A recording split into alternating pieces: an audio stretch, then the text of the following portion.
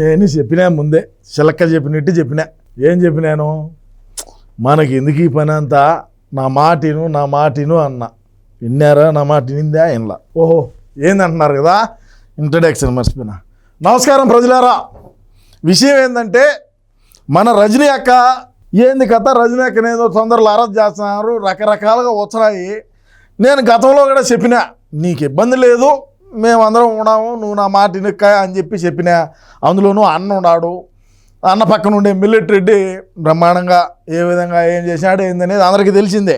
అదే పోతే ఈరోజు ఒకటి చర్చకు వచ్చింది. ఏంటంటే జైలు శిక్ష పడే అవకాశం ఉన్నది, ఏదో సెక్షన్లో కూడా ఏదో చెప్పినారు.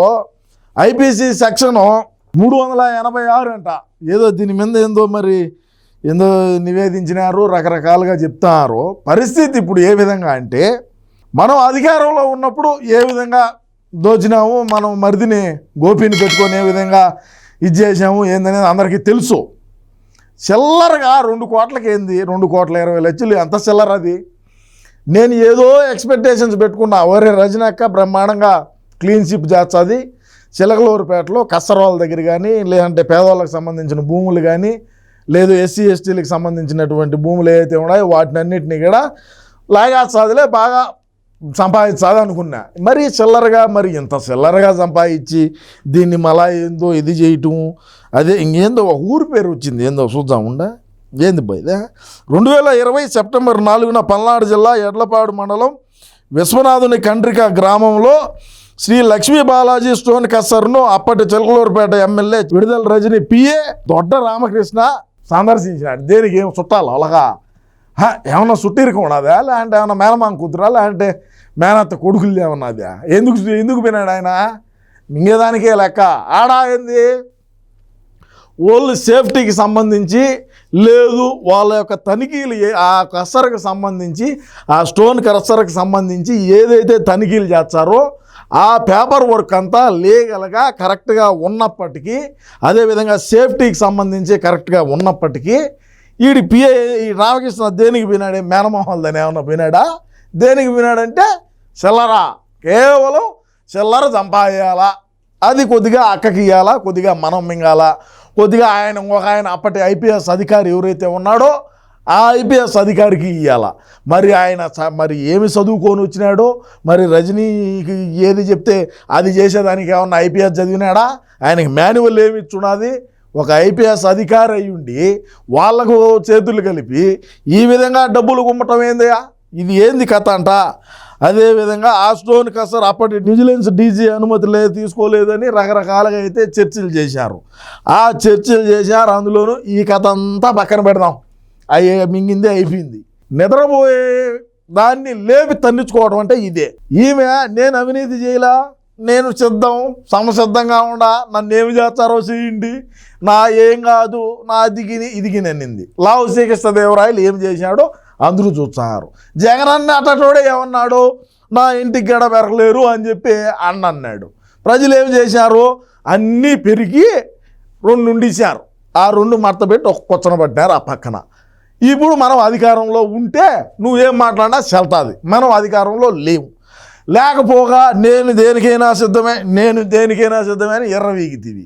ఈరోజు లావు శ్రీకృష్ణదేవరాయలు బ్రహ్మాండంగా నీకు ఏమి చేయాలో అన్ని రాస మర్యాదలు చేసేదానికి అన్నీ ఒక్కొక్కటే కదిలిచ్చాడు. ఇంకొక మాట అన్నావు, నువ్వు ఏమన్నావు, ఆయన నా వ్యక్తిగత విషయంలో కూడా నా ప్రమేయం లేకుండా, ఎంత తప్పు మాట అది.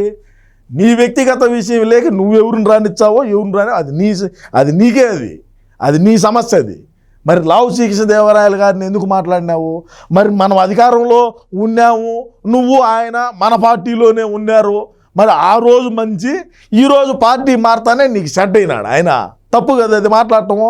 మరి ఆ రోజే ఎందుకు చెప్పలా నువ్వు?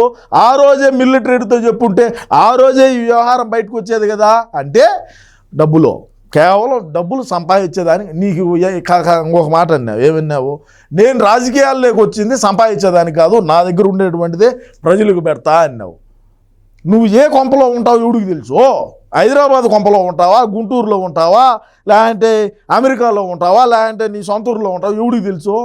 నువ్వు మంత్రిగా ఉన్నప్పుడు నీ ఇంటికాడికి రానిచ్చావు నా మనసల్లా? నువ్వు ఎమ్మెల్యేగా ఉన్నప్పుడే రానిలా, మరి మంత్రి అయిన తర్వాత మనం ఎందుకు రానిచ్చామో ఎవడికి తెలియదు ఈ భోగభాగ్యాలు. నువ్వు చెప్పాలంగా ప్రజలు అమ్మ నాయన మంచినీళ్ళు చెక్కిన్నీళ్ళు ఇలా నువ్వు ఇంకేదో అంట ఏదో చేస్తాదంట. ఈ అవలాయ మాటలన్నీ సాలిచ్చి మఠంగా ఉంటే కొద్దిగా బాగుంటుంది. సరే నువ్వేదో ఖాళీగా ఉన్నావు, సరే ఆయన పేరు లాగినావు. ఎవరి పేరు? లవ్ గారి పేరు. ఆయన ఇప్పుడు ఖాళీగా ఉన్నాడా, సైగ్గా ఉన్నాడా, ఆయన పని ఆయన చేసుకుంటున్నాడా అంటే నీ కానించి మిథున్ రెడ్డి కానించి ఆ లిక్కర్లో అంతా ఎక్కడా మనం అన్న సంపూర్ణ మద్యపాన నిషేధం చేసినాకనే ఓట్లు అడుగుతామన్నటువంటి గనురాలివి నువ్వు. చిలకలూరుపేటలో కూర్చొని నేను చిలకలూరుపేటలో మా నియోజకవర్గంలో పూర్తిగా మద్యపాన నిషేధం చేసినాకనే ఓట్లు అడుగుతానన్నావు, అందుకే గుంటూరుకు పోయినావు, అది వేరే విషయం. లవ్ చికిత్స నువ్వు కదిలిచ్చినావు. అన్న కానించి ఇప్పుడు మిథున్ రెడ్డి కాడికి పెరుగుతాడని లాగుతాడు ఒక్కొక్కటి ఇట్ట. అదేవిధంగా ప్రపంచంలో ఏడాలు లేని విధంగా మనమేమో మందు పాలసీ తెచ్చితే ఎక్కడ ఆన్లైన్గా ట్రాన్సాక్షన్స్ ఉండవు, యూపీఐ పేమెంట్లు ఉండవు, క్యాష్ ఆన్ క్యారీ. ఈ లెక్క అంతా యాడికి పోయింది, ఏమి చేశారని కేంద్రంలో అమిత్ షా దగ్గర కూర్చొని మాట్లాడినాడు. మరి ఇప్పుడు నువ్వు బొక్కలేకపోయేది కాక తోడుగా అన్నను కూడా తోడుకొని పోతున్నావని నాకైతే బాధగిని. ఏది ఏమైనప్పటికీ కూడా రాష్ట్ర ప్రజలారా, నేనైతే ఎవరు ఎంతమంది లోపలికి పోయినా ఎంతమంది బయట ఉన్నా నా మీద కేసులు పెట్టినా అన్నను ప్రధానమంత్రిని చేసేదాకా అయితే నా ఈ పోరాటం ఆగదు. ఇప్పుడు ఆ పోలీసులు అది ఇది అన్నావు, ఇప్పుడు పోలీసు వాళ్ళు వచ్చేమో ఇట్ట వణుకుతీవి. ఆ మిల్లెట్ రెడ్డి ఏమో పోలీసులు ఆయన కాడికి పోతే ఉండండి ఆ స్వామి మీ కాళ్ళు పట్టుకుంటాను అలా ఆయన తెచ్చుకుంటానని ఆయననే. నేను నీకు ఒక తమ్ముడుగా ఏం సలహా ఇచ్చానంటే ఫైనల్గా ఒక బ్యాగ్ తీసుకో, ఆ బ్యాగులో నీకు కావాల్సిన బట్టలు ఆ చీరలో గీరలో ఇంకా ఏదో ఉంటాయి పెట్టుకొని జాగ్రత్తగా మేకప్ కిట్ అయితే ఎత్తుకోబో. ఎందుకు అంటే మనకు కావాలి అవసరం.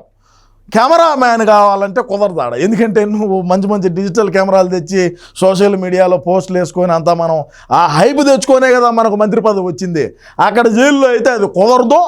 ఆ గోళీలు బీలీలు ఏమన్నా ఉంటే నువ్వు భద్రంగా ఎత్తుకో, నీ దగ్గరికి పెట్టుకొని రెడీగా ఉండని ఈ సందర్భంగా తెలియజేస్తుండా.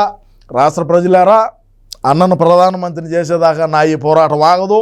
నా ఈ పోరాటంలో మీరందరూ కూడా సహకరిస్తారని మనస్ఫూర్తిగా కోరుకుంటూ నమస్కారం.